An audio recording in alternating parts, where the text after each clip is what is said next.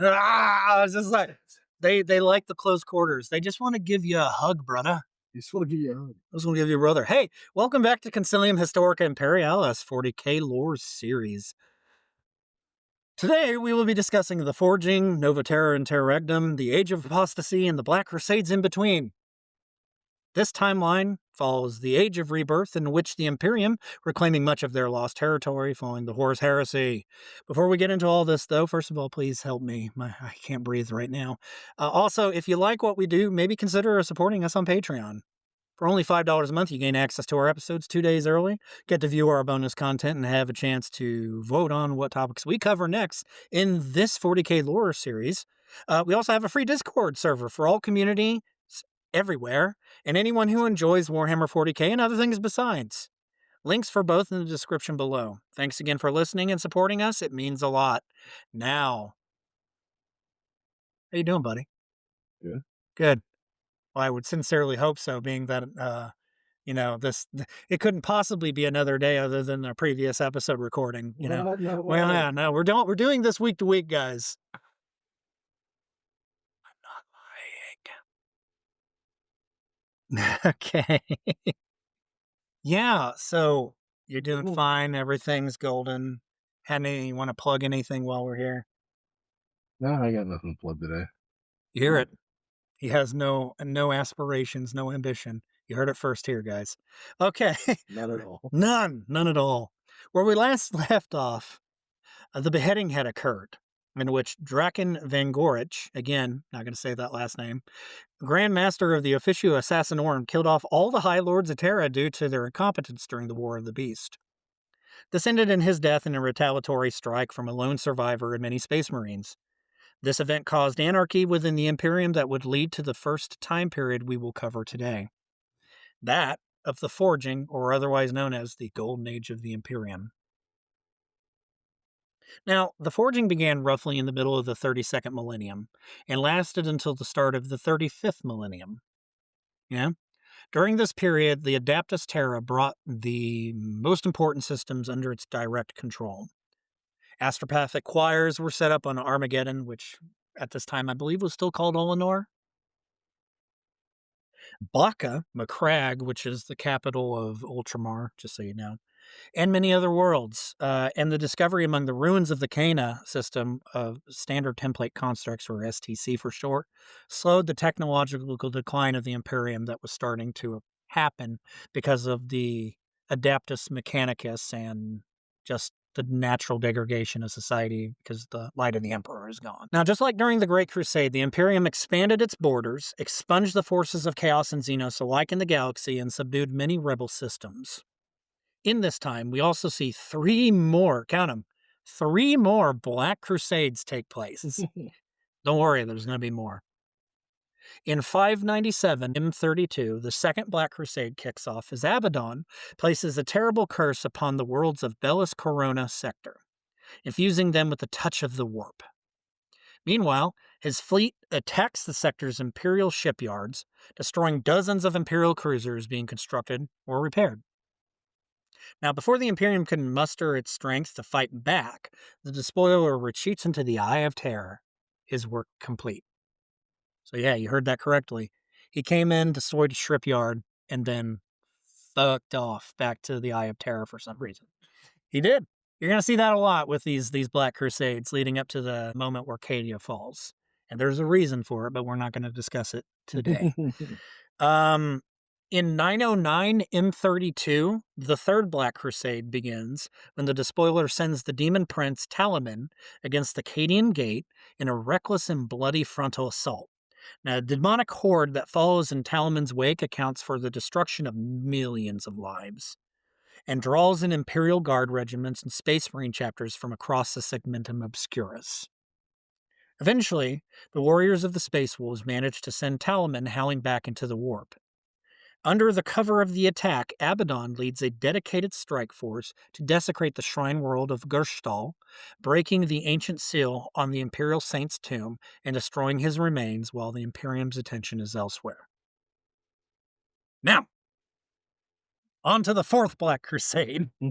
Yeah, see what I mean? Like, this one happened in 001 M34, where the Black Legion besieges the great citadel of Cromark.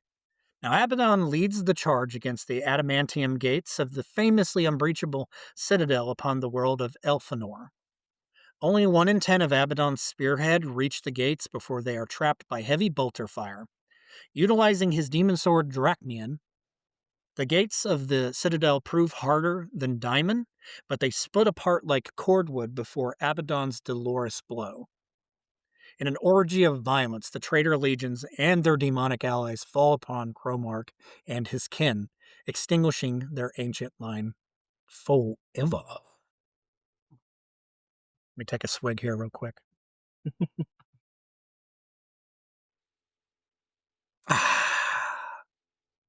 We now move to the age referred to as the Novaterra Interregnum. Now, the Novaterra Interregnum, also known as the Time of Twin Empires, was a troubled period in Imperial history when the Imperium of Man fractured for a time into warring factions for over 900 standard years. 900 years, chef. Quite a while. It lasted from early 35th millennium into the 36th. Yeah. So during this period, the rebellious Council of the world of Nova Terra dismissed the authority of the High Lords of Terra, like you do, and claimed a separate rule over the Imperium's worlds in the Segmentum Pacificus in the galaxy's western reaches. Rude, am I right? Now, at the same time, the Adaptus Mechanicus was also riven by religious dissension and civil war as the Morai schism erupted on countless Forge worlds. You know what the Morai are? Does that word sound familiar to you? Yeah, sound familiar? So, the Morai are otherwise known as the Fate Weavers, the Weavers of Fate. They're, in Greek mythology, they're the ones that hold the strings and the scissors and cut the threads. Gosh. Yeah. So the Morai schism occurred when members of the cult Mechanicus were divided by a doctrine claiming it could predict the future through subtle changes in the sacred Astronomicon. That's the Golden Throne. According to this doctrine, a time would come when the cult Mechanicus and the ecclesiarchy would unite into a single faith followed throughout the Imperium, a notion unacceptable to either group. This led to infighting that fractured the Adaptus Mechanicus. The conflict resulted in the destruction of the Forge world of Morai, hence the name, but not before the schism spread across Mars Cult, the Titan Legions, and various Space Marine chapters allied with the Adaptus Mechanicus. Now, it took more than, you ready for this number? Because I told you, numbers are silly in 40K. It took more than 2,000 years of violent struggle before the divisive doctrine was finally eradicated for good. It killed them though. Yeah, it took 2,000 years for an empire that spans a million worlds to destroy a cult. Weak ass numbers. I would have did it in 100. That's still really high. So, among the few surviving records from this turbulent era, there are scattered and obscure references to a significant threat to humanity originating from the Ghoul Stars, known as the Pale Wasting. It was during this campaign that the Nova Marines, which are a second founding chapter, just so you know, achieved some of their earliest noted battle honors. Now, from what remains of the accounts from this time, there are only vague mentions of a great danger emerging from the Ghoul Stars. Now, a significant portion of available evidence pertaining to this threat has either been censored or deliberately destroyed. Nevertheless, conflicting accounts describe the threat as both a star-spawned plague that decimated numerous worlds and as nightmare engines responsible for destruction across entire sectors. Good stuff, right? Kind of stuff you would, tell your kid before going to bed at night, right? Yeah, definitely. Oh, yeah. So, surviving records indicate that the threat was Xenos in origin and may have resulted in the loss of multiple Space Marine chapters. The Nova Marines participated in the campaign against the Pale Wasting. Although this event constitutes one of the chapter's earliest documented battle honors, their own archives notably lack any references to it. Now, absent such prominent external recognition, this incident might have faded entirely from memory. It can't be certain. So the takeaway from this is the Death Spectres chapter stationed beyond Imperial frontiers continue to monitor the ghoul stars to this day, maintaining vigilance to prevent future threats to the galaxy from arising in the region. Now, occasionally, when I'm working very late at night, dear viewership, I'll write the same thing over and over again and not realize I did it. In fact, I'm recollecting that I actually fell asleep at that part and then woke up, and then for some reason my brain thought I was on that part because I didn't read the previous passage because I'm a goober and an idiot. Moving on. As I said, I'm a professional. So professional. Oh shit, man. So, following nearly a millennium marked by intermittent civil conflict and political intrigue, the Cataclysm of Souls in 975 M35 resulted in the reunification of the Imperium. Yeah. During this period, the Adaptus Ministorum, otherwise known as the Ecclesiarchy, made an attempt to transform the governance of the Imperium into a theocracy, thereby challenging the authority of the other High Lords of Terra at the time. Their actions resulted in large-scale religious civil wars against the Council, who were accused of heresy for opposing the Ecclesiarchy's attempts to expand its authority over the state. Weird, I know, right? This uprising across many worlds in the Segmentum Pacificus ultimately led to the overthrow of the Council and the reinstatement of the High Lords' rule through the Imperium. However, it should be noted the influence of the ecclesiarchy increased significantly during this period, contributing to the conditions that precipitated the Age of Apostasy in the 32nd millennium. 36th, sorry. Again, I'm an idiot professional. I told you this. Now, the final topic to be addressed for today, and dear viewership, it's 8 pages, is the Age of Apostasy. So, like, the first 3 were just garnish. Now we're going to be getting stuck into this mess. Before proceeding, it is important to provide context regarding the role of the ecclesiarchy and, by extension, the imperial cult.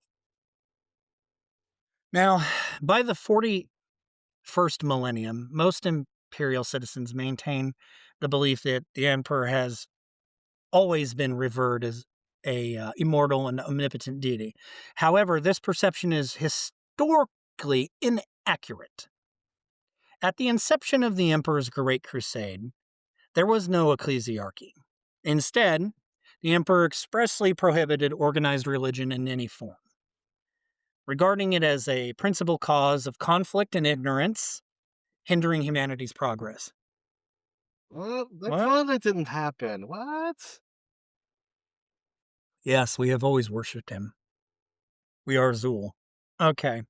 So the concept of worship fundamentally conflicted with the emperor's vision for a secular human empire, governed by reason and science. We've had this discussion. I've told you about the imperative.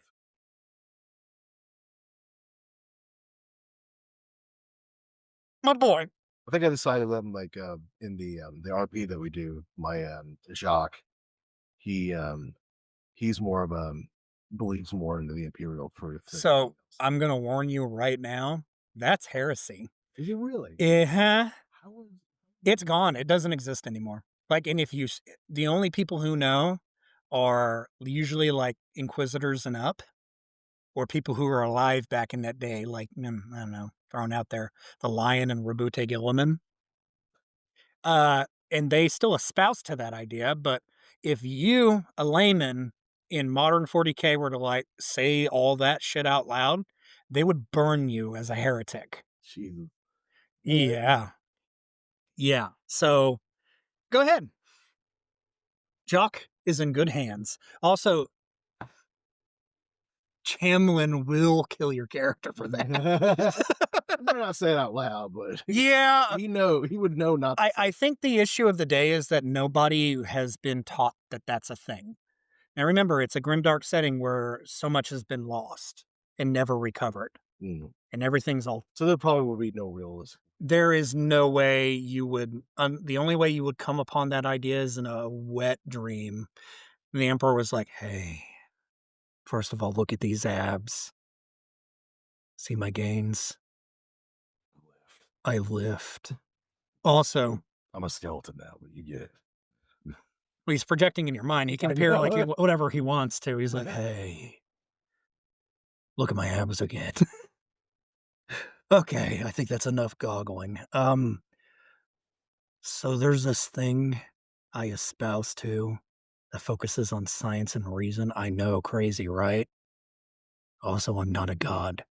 Go to the highest mountain on your world and just scream that at the top of your lungs. I need entertainment for my Friday nights. Please. I mean, if maybe if that were a possibility that he had a dream and was like, I I let him know about the Imperial truth, but see now I know Chamlin, I would say fairly well. I'm not gonna commit more than 60% of knowing. He ain't gonna allow it. He's all about the dank of the 40K aspects. Not to, like, sell it one way or the yeah. other, it's just an observation. He just prefers the grimdark. There's a quick tangent though. Now that Gilliman's back though, wouldn't he be pretty upset about the Imperial truth not being a thing anymore? It actually gets covered in detail in the Dark Imperium novels, because he has beef with the ecclesiarchy, and, like, he basically concluded as, like, "I don't have a way to destroy this corrupt organization. It's too powerful. It it fermented too long. Fermented too long. I can't do anything about," but, like, he desperately wants to kill it. So, but see, he won't because he himself have seen divine intervention at the hands of his father, who is not a god, do godlike things, and he's like, "I we need this. I can't believe I'm saying this, but, like, we need people to believe he's a god because it's working. Because the warp is shenanigans made manifest." Right. Thought and reality become no longer fiction, it becomes nonfiction. If enough people, like trillions of people think that something is real, it What becomes was it? real. The thing I saw, it was the Emperor lives because Orcs thinks he lives because of how orc magic works. That's giving orcs too much credit. They just know that he's the biggest and baddest humie, that has ever been and ever shall be, and therefore but, like, He would give a good crumpin. that's their psychic zeitgeist, not ours. Ours fuels him, for sure. So, like, when you see saints with the halos and the wings flying, Saint Celestine comes to mind, look her up, excellent model.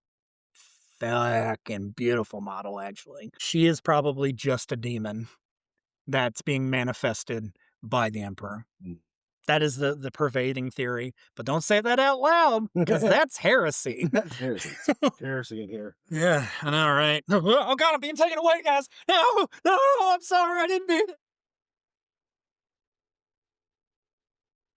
Hello, my name is Fritz, and I shall now be the new lore master. Do not ask where Iomhar has gone. He is dead now. Dead, I say, dead! All right, I'm back. You can go now, Fritz. Aye, okay. Yeah. All right, silliness aside, let's get on to it. Okay, so official Imperial doctrine. This is how badly you scrambled my brain. Ladies and gentlemen, he got me. Official Imperial doctrine described the Emperor as an extraordinarily powerful individual, rightful sovereign of mankind, and epitome of humanity. Yet, regardless of his supremacy, still inherently human. This doctrine, which also refuted the existence of chaos, became known as the, you said it, Imperial Truth. During the Great Crusade, many imperial citizens felt that the emperor's rational ideals weren't enough and began to worship him as a god. Now, although he did not want to be seen this way, his remarkable deeds and immortal status inspired the rise of a cult called the Laetitio Divinitatis, based on a treatise written by the Primarch Lorgar Aurelian. Lorgar. The written treatise of the Primarch Lorgar claimed the emperor was divine. For a while there, Lorgar had like a raging hard-on for believing Daddy was a god. Just 'cause. I don't really think there's much to be said there. The first major leader of the Imperial Creed, however, was Euphrates Keeler. Should be in the show notes. Did you pull up the new one? Yeah. Okay. So look at her real quick. 'Cause I get Euphrates Keeler is a girl. Blonde. Oh, okay.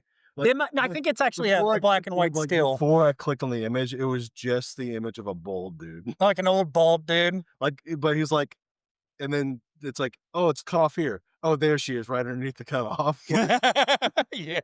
I was like, "That's I mean, alright." Now she became the first saint of the Imperial Creed. Alongside former iterator Kirill Sinderman, she helped spread the belief in the emperor's divinity as the heresy grew. By the Siege of Terra, groups like the Lightbearers and the Empire of Divine Valor were thriving throughout the Imperium. However, their expansion often led to conflict, sometimes turning into open fights between these cults and the followers of the Imperial Truth, as happened on Argorops during the Horus Heresy. I know, I hope I'm saying that right. So, after the Horus Heresy and the Emperor's placement on the Golden Throne, veneration of him became widespread. Over the next decades, multiple imperial cults emerged, focusing on the redemption of humanity through the emperor's sacrifice. Eventually, most of these groups united into the Temple of the Savior Emperor, which absorbed most believers. In M32, this temple became the official religion of the Imperium, known as the Adeptus Ministorum, and remaining independent cults were mostly eliminated. The imperial cult became deeply integrated into the daily lives of all members of the Imperium, encompassing everyone from miners and scribes to prominent heroes and high-ranking officials, including the High Lords of Terra. Now, the High Lords, alongside other citizens, accepted that the ecclesiarchy represented the voice of the emperor and frequently adhered to its guidance in governing the Imperium. Now, although the ecclesiarchy did not officially act as the emperor's mouthpiece, it took minimal measures to dispel this perception. So consequently, the ecclesiarchy gained significant indirect influence, shaping legal reforms, military deployments, and organizations, threat assessment priorities, and allocation of imperial resources, often to its own benefit. Oh, yeah. We haven't seen this before in actual history, What? have we now? No, never. So, over time, the ecclesiarchy's expanding authority prompted opposition, with the Fabricator General of the Adeptus Mechanicus, several Space Marine chapter masters, and ultimately the Administratum collaborating to counterbalance its dominance. Makes sense? Yeah. Checks and balances. Regarded as the administrative core of the Imperium, the Administratum expressed strong disapproval of its diminishing influence. This sparked a long-standing power struggle between the administratum and the ecclesiarchy, a conflict persistent to the current era and likely to endure well into the future. Now, the administratum leveraged its strategic position to weaken the ecclesiarchy by swaying votes and installing loyal personnel across various departments. During the transition from M34 to M35, the strength of the ecclesiarchy diminished, particularly after a succession of less capable leaders, enabling the administratum to reclaim control over the Imperium. While the ecclesiarchy retained its public role as the interpreter of the emperor's will, the administratum gradually reestablished itself as the primary holder of actual authority. Now, seeking to escape the control of the administratum, the entire ecclesiarchy relocated from Terra to Ophelia 7 in the Segmentum Tempestus. Now, at that time, Benedine IV served as the ecclesiarch. He chose Ophelia 7 partly because it had been his diocese when he was a cardinal, and also because, after Mars and Terra, it was considered one of the richest planets in the Imperium. I think it's actually pronounced diocese. I'm not sure. Word for it. It's been a long time since I've been, I'm that. not So. exactly sure how it's pronounced either, so I'll just take the word for it. But you know what it is when I say it, right? So it's like his land holdings, his domain before he became the ecclesiarch. Now, Ondophilia, the grand ecclesiarchal palaces spanned 90,000 square miles and reached an incredible 4,000 miles into the sky, matched only by those on Terra itself. Once distanced from the administratum, the ecclesiarchy's influence expanded again. They began imposing large tithes to fund vast projects commissioned by cardinals across the galaxy, sparking fierce competition to construct the most impressive monuments. Where have we heard this before? Purges against heretical cults became far more frequent, and any opposition to the ecclesiarchy was crushed with brutality. So they seem like good people, right? Yeah. Definitely. So, additionally, the ecclesiarchy started building its own military forces and naval fleets, because of course they would. These units, known as the Fraternis Templars, included both commercial transport and warships, along with armies that rivaled the Imperial Guard. As the ecclesiarchy strengthened its power on Ophilia, the once grand monuments on Terra fell into decay. Now, nearly count them, 3 centuries after their departure, Gregor XI became ecclesiarch and promptly ordered the ecclesiarchy's return to Terra, believing that the heart of the imperial cult belonged beside the emperor. Isn't that sweet? Yeah. Despite opposition, he could not be swayed. The relocation required 12 years to complete, but eventually the doors of the ecclesiarchy palaces on Terra were reopened. And this ambitious move strained the ecclesiarchy finances, and further restoration of the palaces forced them to raise tithes once more. Do you know what a tithe is? Yeah. Okay. So pushing them to nearly unsustainable heights. Now, Gregor opposed significant reforms within the ecclesiarchy. However, he passed away from food poisoning prior to their implementation. Hmm. Hmm. While millions paid their respects at his funeral, the election of a new, sexier, more conservative ecclesiarch quickly followed.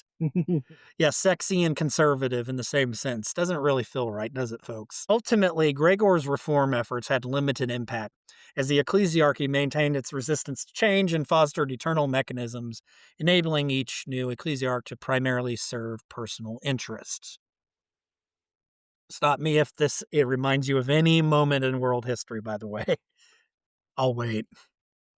Subsequently, the demand for additional palaces and statues led to further increases in types. Yet again, this escalation was perceived by many as excessive, prompting widespread discontent and rebellion among populations throughout the Imperium, who refused to remit tithes. Even planetary governors objected to the increased levies and redirected funds for their own use, though their objections were largely disregarded. Now, so you know, planetary governors are the guys that rule, well, obviously planets. That's what they're called. I'm sure they might have a different title depending on their culture, but for the sake of simplicity and as far as the Imperium is concerned, they're called planetary governors. Now, the ecclesiarchy responded violently. They dispatched the Fraternis Templar to crush the revolts and executed the higher ranking officials as heretics. The ecclesiarch Alexis the 21st used the Officio Assassinorum to remove several governors who redirected their tithes to arm their planetary defense forces to hold back the Fraternis Templars. Even with the revolts, the palaces and temples grew bigger and more elaborate. The funds lined the roads of entire planets with statues of past ecclesiarchs and decorated the biggest temples with gems. The uprising continued in massive swaths through the Imperium, only for the Fraternis Templars to put them down. All who disobeyed the ecclesiarchy were declared heretics and executed.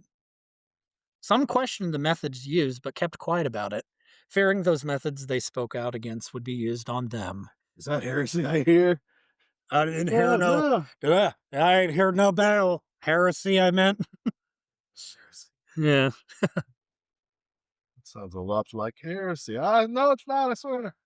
Yeah. So you get the vibe. Like that. And like joking aside, that all the time. People were afraid to speak their minds. So as rebellion shattered the Imperium, humanity faced new threats. In the early M36 era, warp storms intensified, making interplanetary travel nearly impossible. The administratum and ecclesiarchy became absorbed in their own power struggles, leaving vast regions isolated and descending into chaos.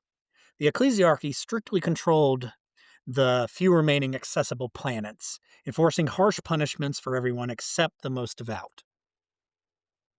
Chaos Raiders surged out of the Eye of Terror.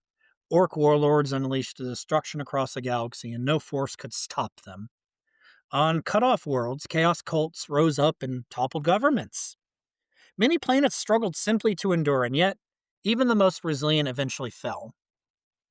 Without unified leadership, worship of the Emperor fractured. People formed their own cults, each attempting to impose their beliefs on others through force. Now, during this period, individuals across the galaxy openly criticized the ecclesiarchy, expressing concerns that the Emperor was dissatisfied with perceived greed and excess. Some suggested that the warp storm served as a test of faith. In response, citizens engaged in acts of penance to demonstrate their loyalty to the Emperor. Various groups emerged, some advocating for radical actions that unfortunately resulted in violence against innocent individuals. At times, entire populations faced severe consequences for actions of a single individual. And now you're starting to get the grimdark bit, right? So now enters this dude called Goj Van Dyer, who prominently connected with the Age of Apostasy and the subsequent Reign of Blood. Yes, there is a moment in the timeline called the Reign of Blood. Foreboding. Let's read on. As the 361st High Lord of the Administratum, Van Dyer was recognized for his opposition to excessive ecclesiarchal influence. Allegations circulated regarding his use of covert methods to secure his position, but dissent was met with dire repercussions, leading to limited open resistance. Prior to consolidating power, Van Dyer played a significant role in the appointment of Ecclesiarch Paulus III. Paul. Yeah, okay. Some of our Catholic viewership will get that. Whose leadership was widely regarded as ineffective, allowing Van Dyer greater influence. Again, he's the head of the administratum, so like the legal stuff, running of the bureaucracy. Van Dyer is, but he has influence on the ecclesiarchy.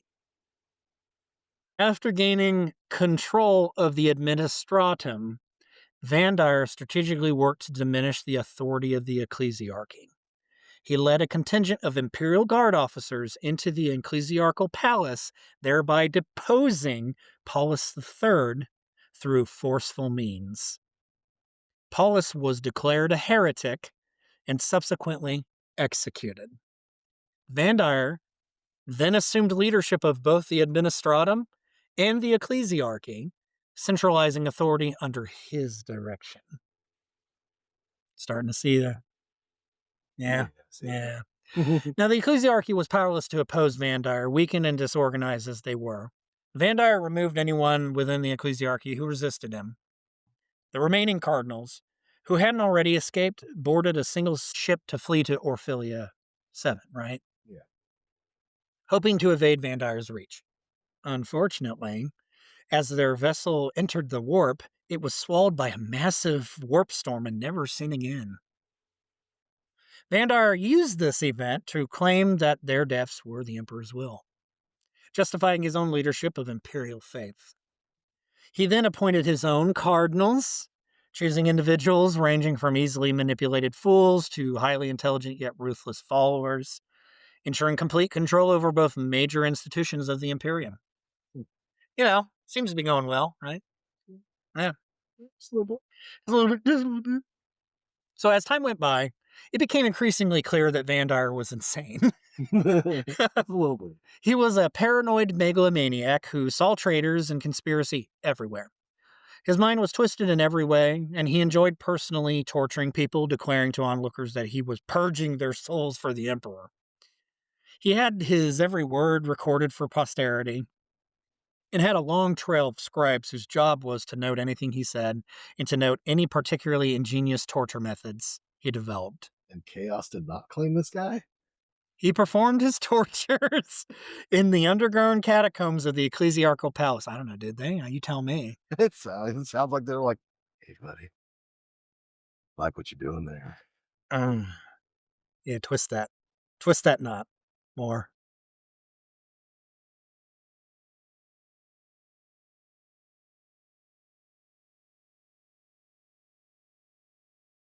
Yeah, I know. Seems like I got the right contestant for Slanesh. Exactly.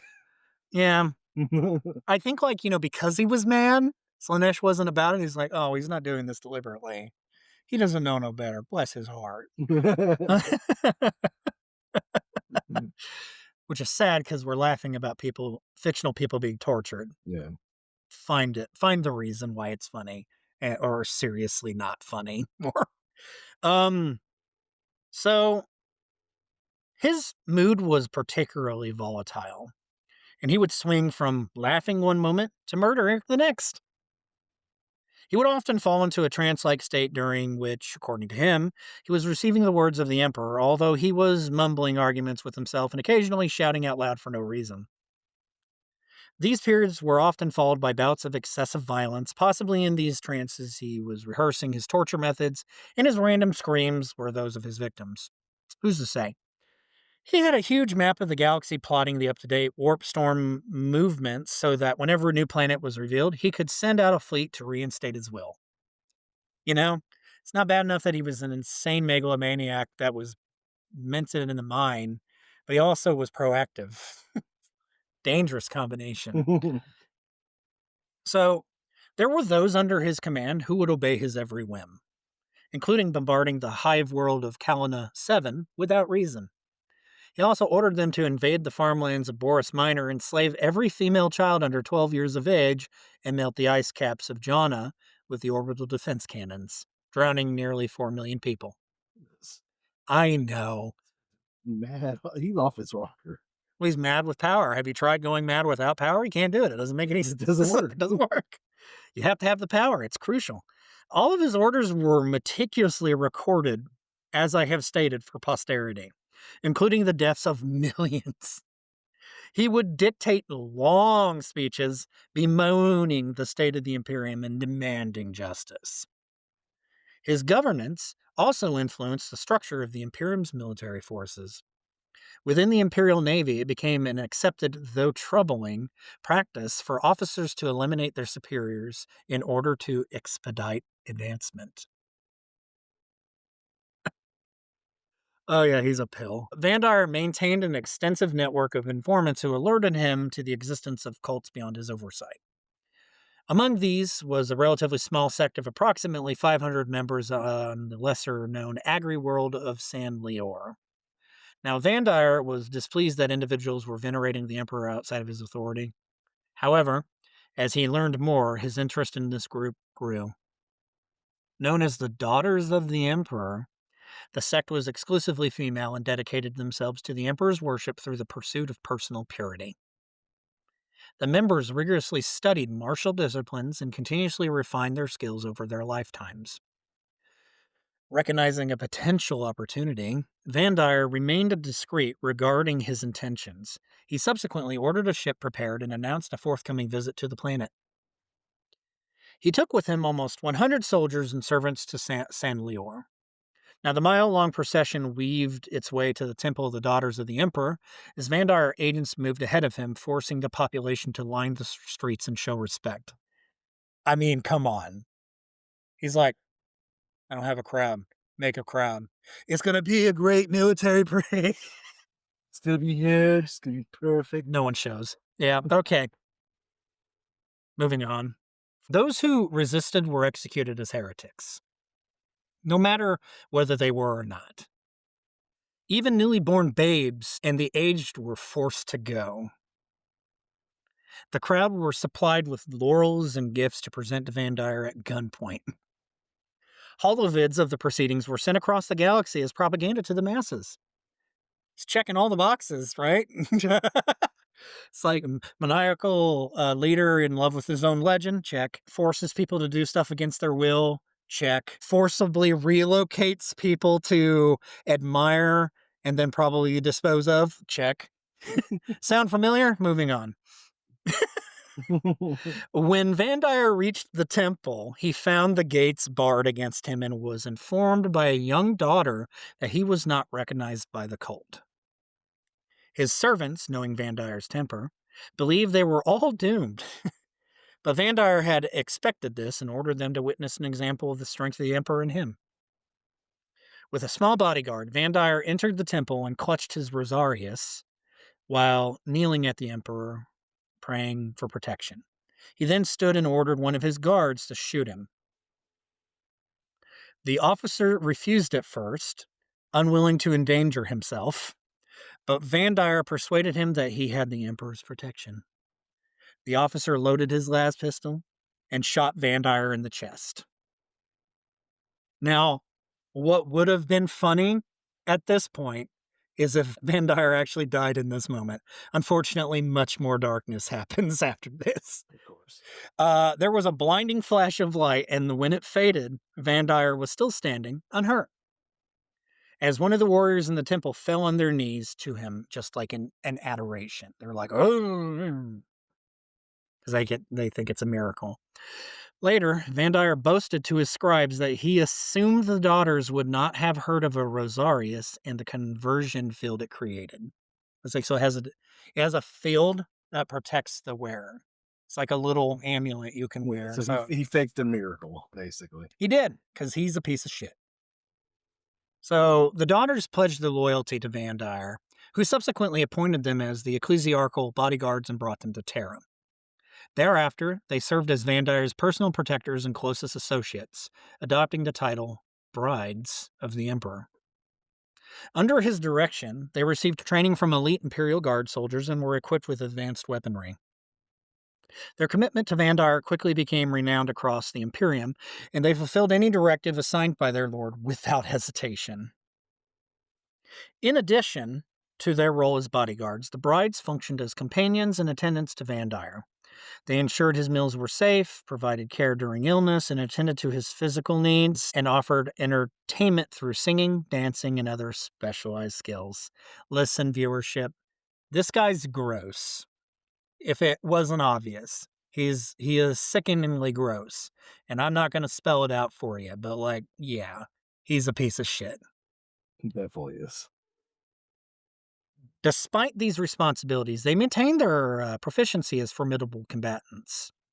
When members of the ecclesiarchy attempted to assassinate Vandire, the brides secured the meeting chamber containing the betrayed cardinals.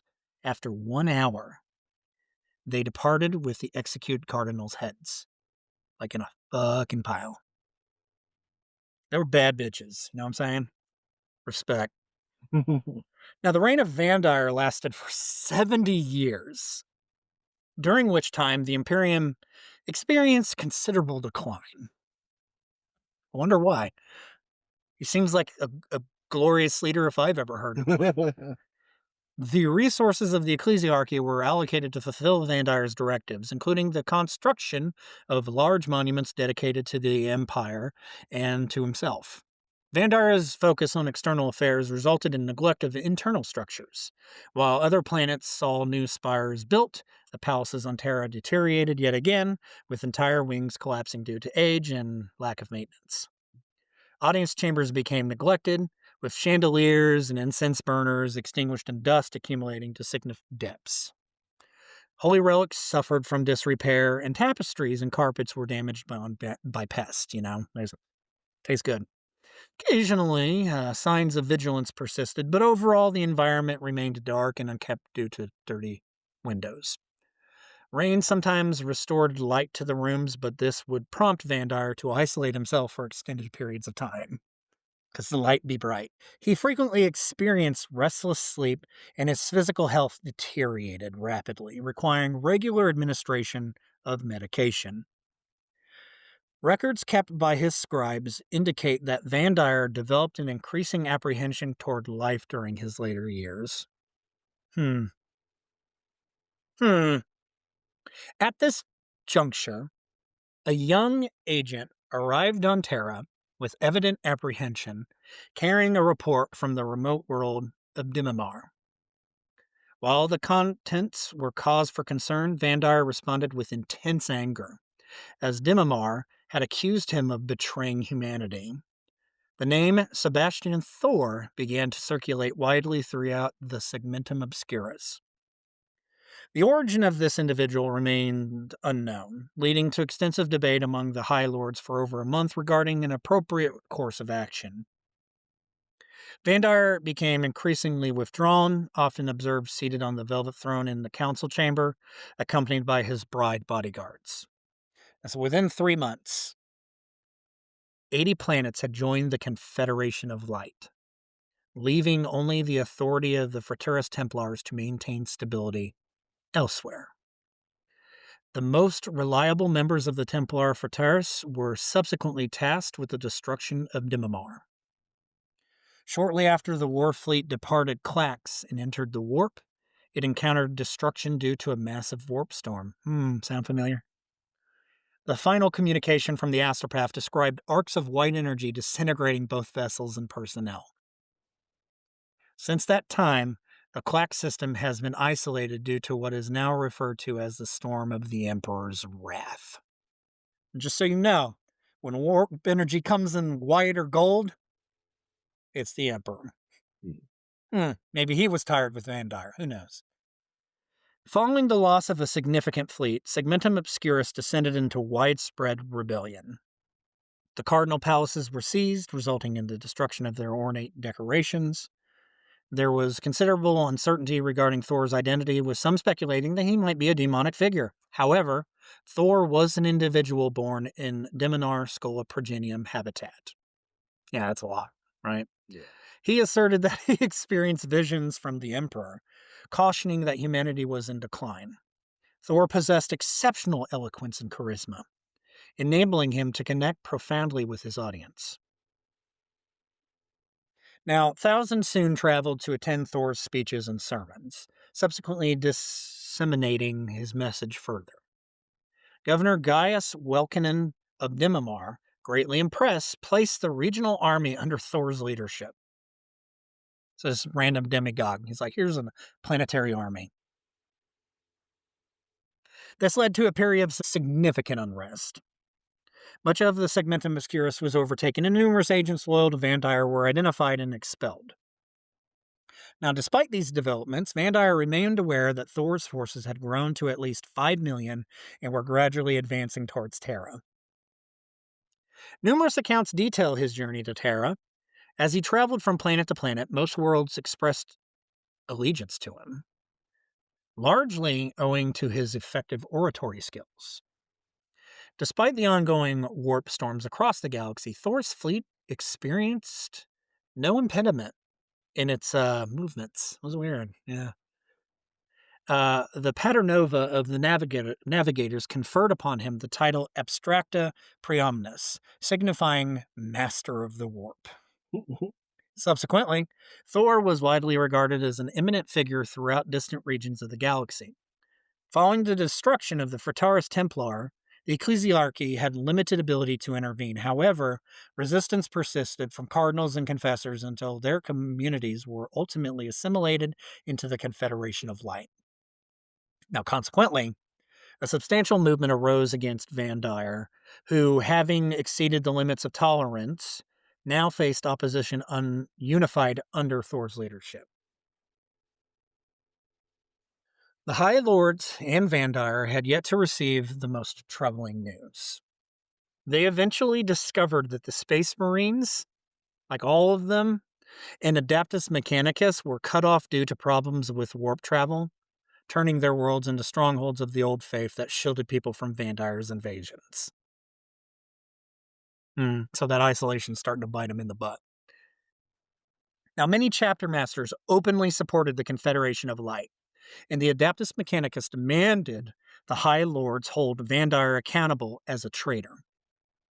In response, Vandire dissolved the High Lords and ordered his remaining troops to attack the rebellious Space Marines and Adeptus Mechanicus. Because, he's a fucking idiot.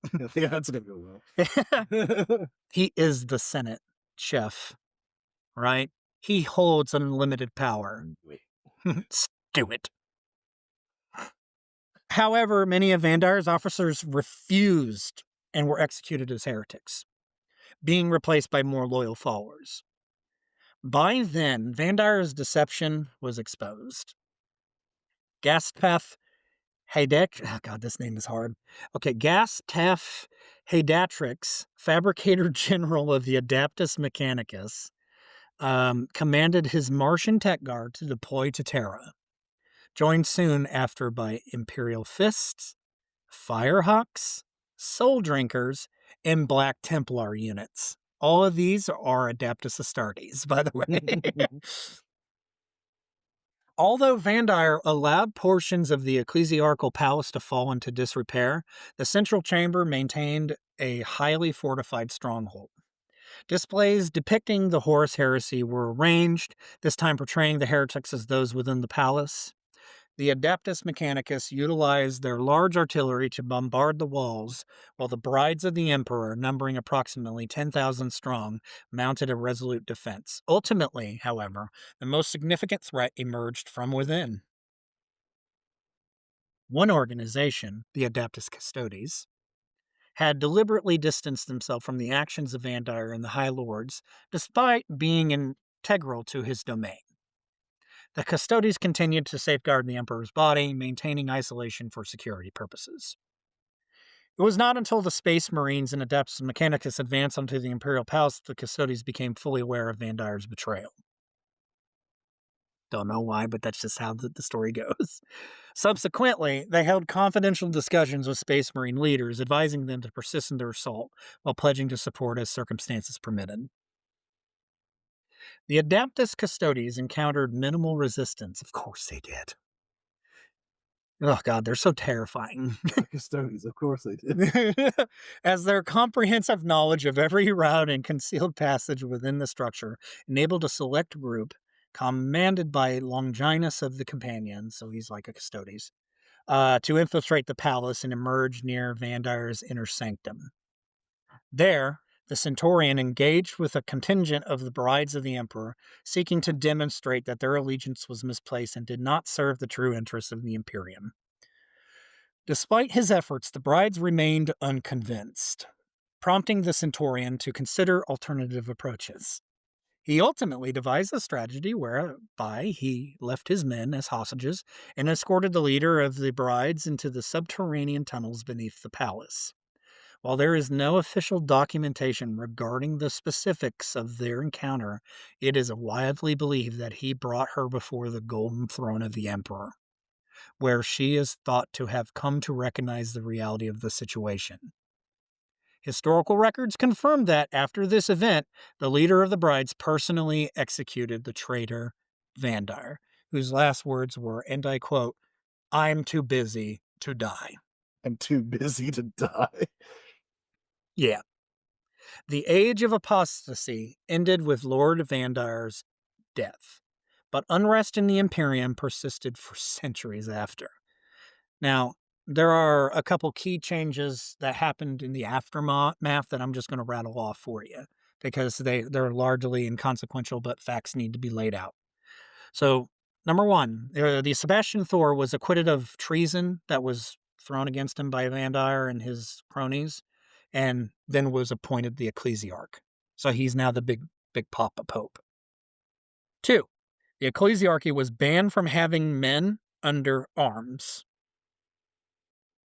Three, the Brides of the Emperor became the Adeptus Sororitas, serving as the ecclesiarchy's military branch without breaking the rules of men under arms.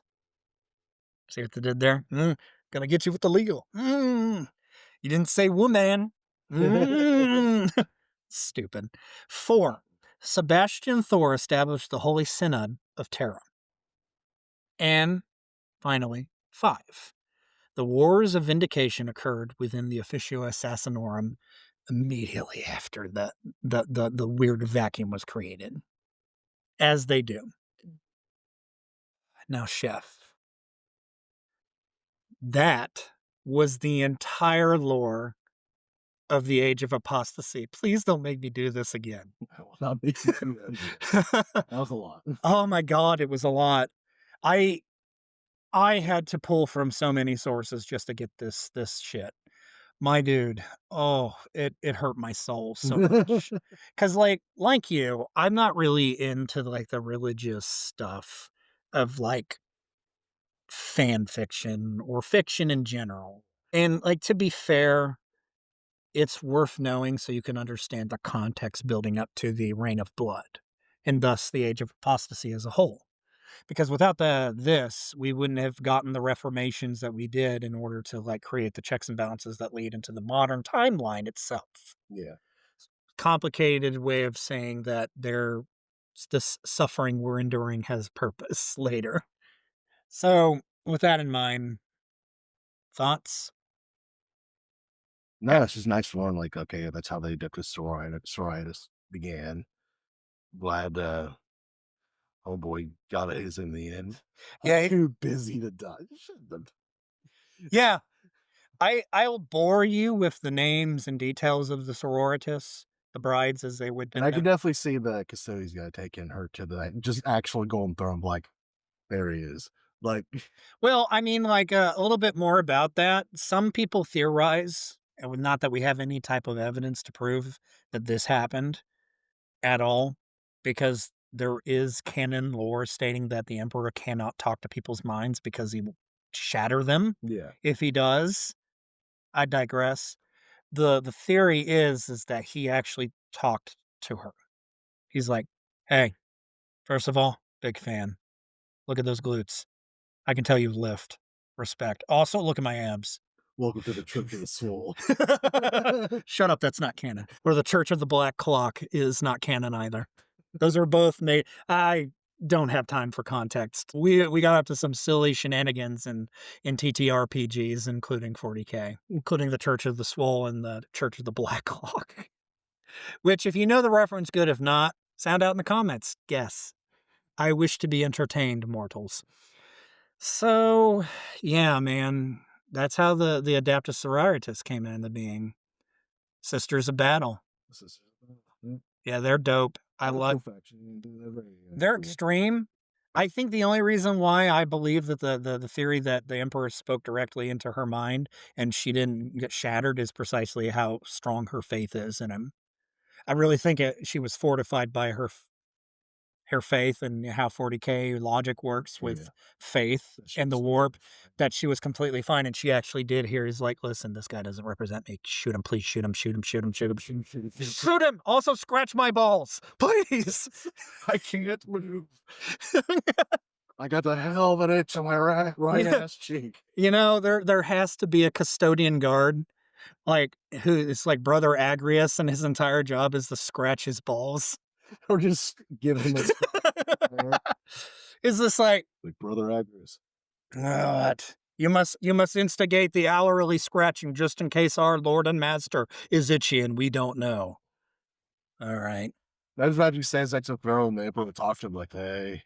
Again, they don't hear him, which is weird because, like, No, specifically just Brother Agnes. yeah, He only talks to him. Agrius, Agrius, please, my balls. Left foot, left foot, left foot. I can't itch it. Yes, my lord. Itchy, itchy, itchy. Oh, and because I they're can't. psycho conditioned to worship the ground he walks on. Well, that's the other thing too. Custodians in the Horus Heresy, it gets written into the lore that towards the end in the Siege of Terra that when they are genetically altered at infancy and become what they become, those huge genetically supercharged super warriors, they actually have weird psychosis, like psychic psychosis put into their minds. So they're like, they have mind palaces and they only activate forcefully by the Emperor's word. Hmm. That's why they're so fiercely loyal and not a single one of them has turned against him ever. Makes sense. Like, so it kind of makes you wonder, are they talking? Are they like hearing his voice in pain when they're just like standing there for 100 years guarding his body? Could be. Because, like, for real, there are records of some custodian guard standing watch in vigilance for centuries without moving. Hmm. Without moving, without eating, without drinking, without defecating. They just go into like semi-repair mode like a fucking computer, and they just, like, like sleep mode, and they just, like, stand guard, and they do that for centuries. Jeez. Yeah, they're built different, literally. So, but you have any additional thoughts? So he's just standing there like, "Oh, man, I really gotta take a piss." But he won't, I can't. and he won't. He's got that kind of restraint and self-discipline. He's that guy, I will No, remind the suit you, has a built-in filtration system, so he just pisses and then, like, it to be clear, rehydrates. they do in fact have those, yeah, Exactly, there you go. but I do believe that they just go into sleep mode and they don't actually biologically function for those. Until something happens. Yeah, as they do. So, yeah, thoughts? No. Questions? We have a little bit of time to I got through this a hell of a lot quicker than I thought I would. I'll say, yeah, we went a little quicker. I genuinely thought it was gonna be 2 hours. It's What gonna be like, nah, an X amount of time close to else bedtime. was the picture for the death specters? Did we talk? We did. Okay, so, like, the Death Specters, Those are they because they're part of the Raven Guard, right? I don't at the top of my head, I don't know which founding they come from. Well, hold on a Let me second. check on that. Yeah, let's figure that out real quick. I wanna say that they're probably also Ultramarines? Uh, no, they're a successor chapter of the Raven Guard.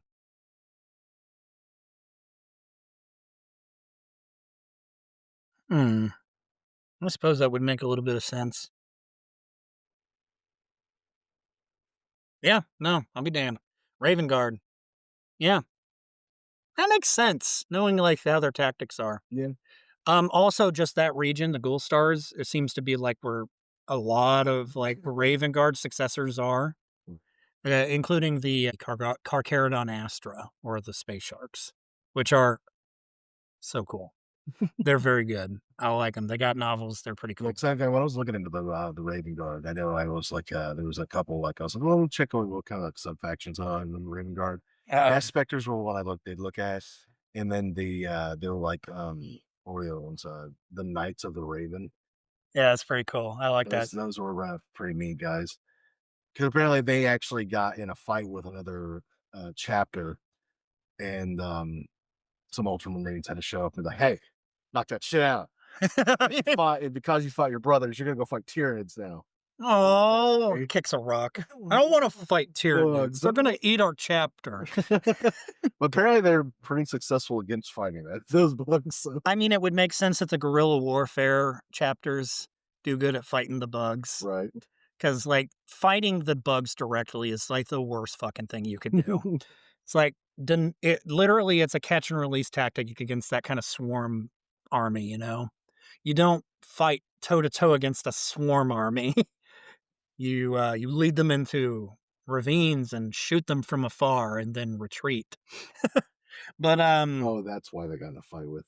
So the other chapter they got in a fight with was known as the Aurora chapter. oh, those guys. And I guess after they joined forces with each other to fight off the Alpha Legion, they both were like super mad at each other, blaming each other for their losses. Like, no, these losses are your fault. No, it's your fault. And they got in a big feud with each other until another chapter showed up and like, hey, stop. So if it hasn't become obvious to your viewership, my boy Chef here is contemplating buying a Raven Guard spear tip and probably not doing the Raven Guard and actually painting them something else. By the way, that's how you would do that. Well, I mean, because I already yeah, because it's like just deciding like if I do get into this, like who I want to be and like who I want to play as.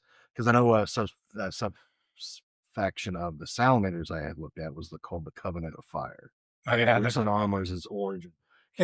I know that's your that's also really hard to paint. Fire in general is just like really hard to Yeah. paint. So like I said last Oh, and I time, remembered what's another faction that I thought was I was looking into were the Grey Knights. mm, Like, ah, we'll kill demons. they have yet to get a model refresh and it's been almost 15 Oh, really? years. Unless that's changed recently and I'm out of the news vein, but, like, my suggestion, if you are going to do a faction, do Astartes. It's like I do Space Marines because they're worth a lot of points and they cost I'll be honest with you, I can just do Kriegsman, have a lot of artillery cannons. and then you're going to be paying so much money because, like, okay, so the way that the tabletop works, each model is worth Well, a that or because I'm not playing for, like super hardcore levels, I can always just find the STL files and print the models myself. don't say that, how dare you say that? Games Workshop we're playing, he doesn't do that. Don't you shut the fuck up. Yeah, don't say that shit out loud. I'm trying to make money on this podcast.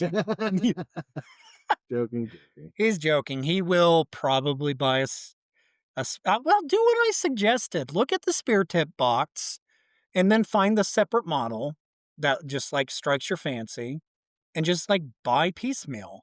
Don't buy the whole thing if it's an issue of money, but if you really hate yourself, do Imperial Guard because those things are worth no points. You have to have an entire mass army of miniatures to field a small spear tip of Astartes. There's a difference in, like, that's what I'm saying. If you're doing it for budgeting, if you want to be a baller on a budget, Space Marines. Yeah, I do. If you hate yourself and you're not a baller on the budget or you're a rich kid with more money than sense, Imperial Guard. Or, do the correct answer, which is Blood Angels, you fucking heathen. Do I want? Yeah. Calls my faction edgelords. And No, that's then definitely the Raven Guard. shit, no, I'm gonna be real with you. I genuinely don't think that. I do think it's the Night Lords. Oh yeah, the night. They are edgelord supreme. Yeah, They're that kid at Taco Bell that dresses like a goth and you don't want them to make your food. But they do, and I do like the fact that the Knights of the Raven, their primary color is either like a whitish silver or just like a darker silver, uh, like the black raven on their shoulder. yeah, once again, like, you're going for the challenges, man, because you're going for a metallic paint base. Why would you shoot yourself in the foot like that? All right. Well, then if that's the case, do the one with the fire motif then, coward. Take I'm some practice to learn how to do the fire, whatever, you're better than me anyway. but I'm that guy that just, like, slaps a paint on and the dude looks like he's drowning in paint. I've never had the skill or artistic expression of that nature. I'm a writer, not a painter. And even then, perhaps a subpar writer at that. Because nobody's viewing my short story. Anyway, so yeah, any other little tidbits you want to put in there before we wrap this up? Yeah, but Okay, so I promise the next two episodes, depending upon how the flow of my ability to get the information out goes, is going to finally wrap out the focus on the Imperium because I do want to do a Xenos faction after we get done with this timeline, just so we can, for variety's sakes and my own sake, for example. Once again, if you like what we do, consider supporting us. Thanks for staying with us until the very end. This was I perceived it to be a long episode and it wasn't, so that's cool. Come join us next time when we will be discussing the Age of Redemption, the Waning, and the Time of Ending. See you next time. Bye.